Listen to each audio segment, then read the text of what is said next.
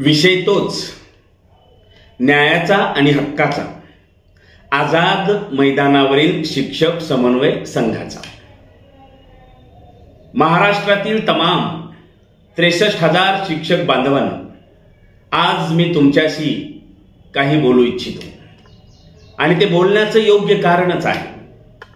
8 जुलै आणि 9 जुलै रोजी आझाद मैदानातील शिक्षक समन्वय संघाच्या वतीने आंदोलन पुकारण्यात आलेलं आहे शाळा बंदचं.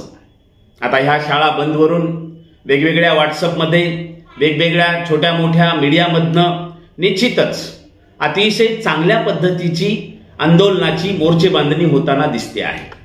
पण हे होत असतानाच प्रशासनाला याची जाग अगोदर आली नाही. पण आता मात्र प्रशासनातील जे काही बाबूगिरी करणारे आहेत त्यांना मात्र त्यांच्या खुर्चीचं पावर आता थोडंसं आपण दाखवावं असं जणू वाटतंय. त्यातून काही पत्र किरकोळ स्वरूपाचे निघाल्याचं आपण पाहतो आहोत. त्यामुळे हे पत्र आपण पूर्णतः दुर्लक्षित करून आपण अत्यंत ताकदीनं आझाद मैदानाकडे जायचं आहे. कारण कधी नव्हे हा शब्द अतिशय महत्वाचा आहे. कारण मी स्वतः आझाद मैदानाच्या मातीमध्ये आंदोलनामध्ये घडलेला खरं तर एक कार्यकर्ता आहे, एक आंदोलक आहे. आपणा सर्वांना त्याची माहिती आहे आणि म्हणून एक मनात कळकळ आहे आणि त्यासोबत मनात खंत पण आहे.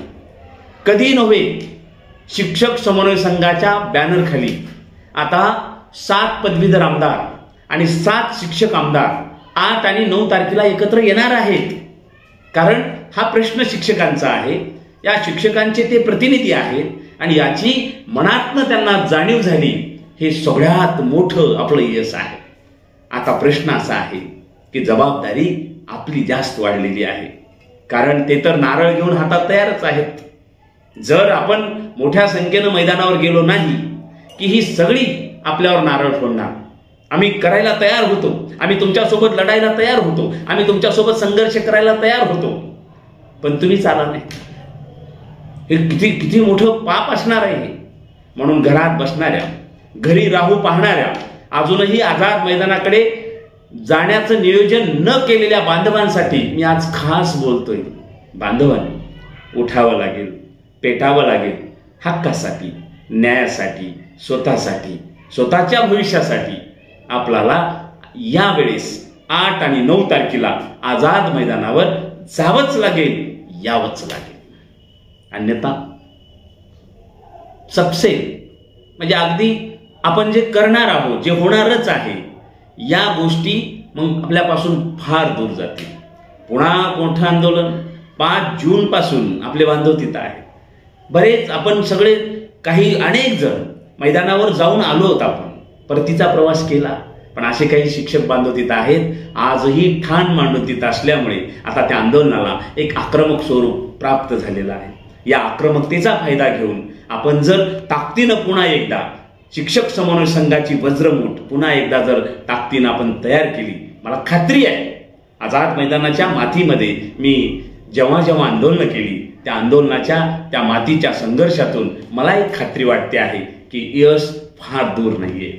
पण ते यश अवलंबून आहे ते आजपर्यंत आंदोलनात न आलेले, आजपर्यंत दुसऱ्यांनीच आंदोलन करावं आणि आपण मात्र टप्पावाढ करून घ्यावी अशी अत्यंत नकारात्मक भूमिका घेऊन जगणाऱ्या शिक्षकांना तुम्हाला उठावं लागेल.